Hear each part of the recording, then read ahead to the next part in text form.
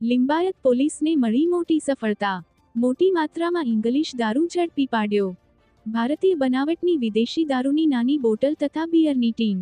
કુલ નગ 1392 bottle મળી, જેની કિંમત 1,39,200ની જથ્થો મળી આવેલ.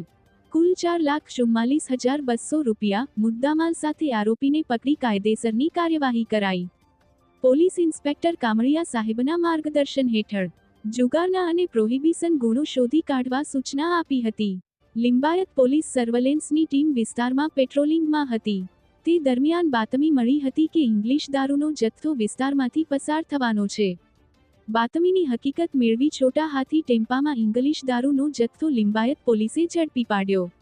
મુદ્દામાલ સાથે આરોપીને ઝડપી વધુ તપાસ હાથ ધરેલ છે. Bureau report, Surat.